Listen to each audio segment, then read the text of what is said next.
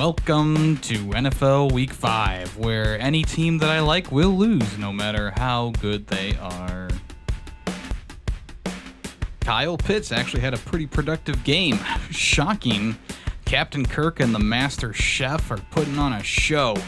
Q missed a field goal early on, and McLaughlin, more like McLaughlin, as he kicks a field goal right afterwards.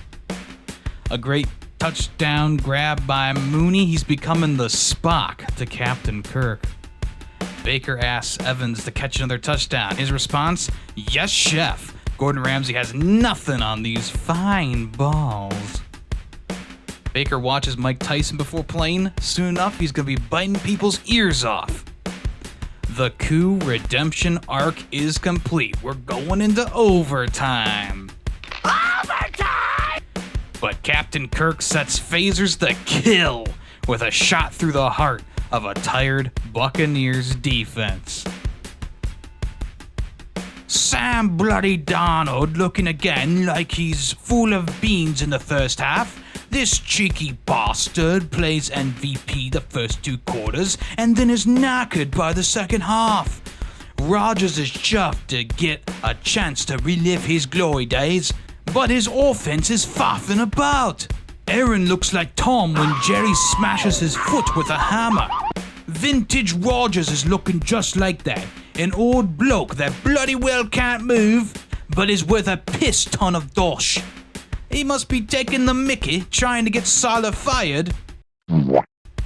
Well, maybe if Bill isn't too bloody busy making TikToks with his girlfriend or chumming it up with McAfee, Belichick might be going to the Jets in the future.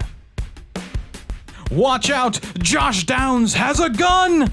I take much pleasure in the fact that I was the only one in my Pick'ems league to choose the Jaguars in this game. It was a fairly safe bet, to be honest, but I'll ride this high all the way the next week, baby. Caleb Williams. He's had 2 nice games in a row where he wasn't a hindrance to the victory or outright losing the game for the Bears. He really seems to be gelling with his team. It just took a bit longer than fans are willing to give him. Paint a W on those nails, Caleb. You done good work, kid. The Factory of Sadness.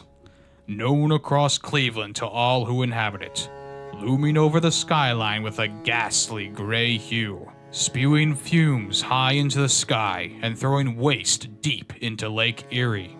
The head of manufacturing, Deshaun Watson, overthrows the ball every down and moves like he's stuck in an oil slick.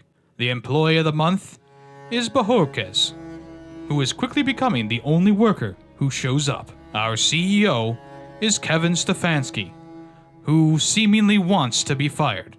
It seems like years ago now that he won Coach of the Year, but now is failing to keep his dire situation under check. He looks at Watson like a disappointed father. Allegedly, Watson's teammates hate him so much that they sack him themselves. They just want the torture to end. The Factory of Sadness, only a few years ago, thought to be getting new inner workings, new machinery, a new paint job.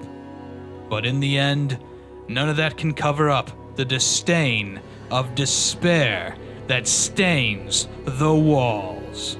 It's vile to look at, but it is a sight that every Browns fan has etched into their mind.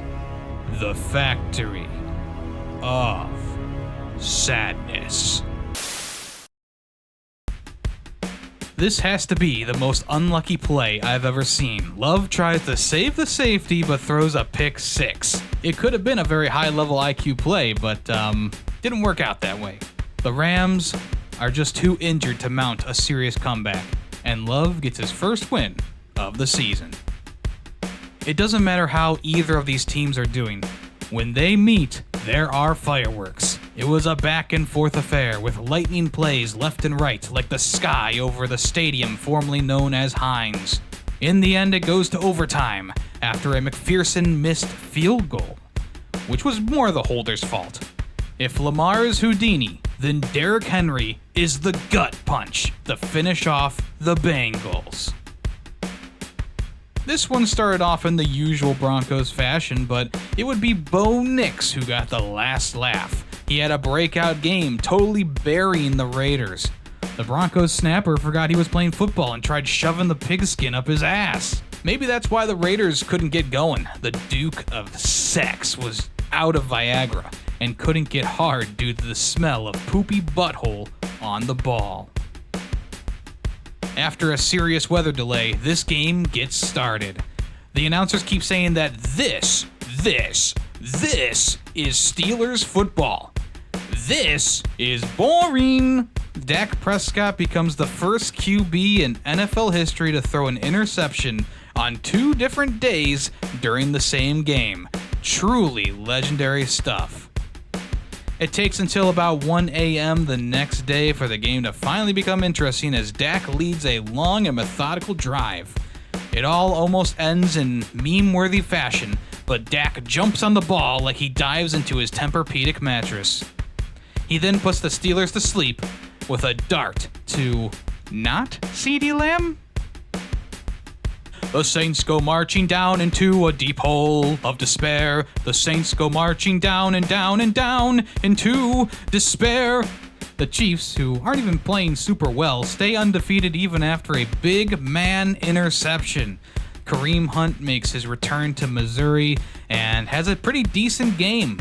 Fantasy owners everywhere burst into tears as Olave only gets 3 points by the end of it. I just needed 5 points!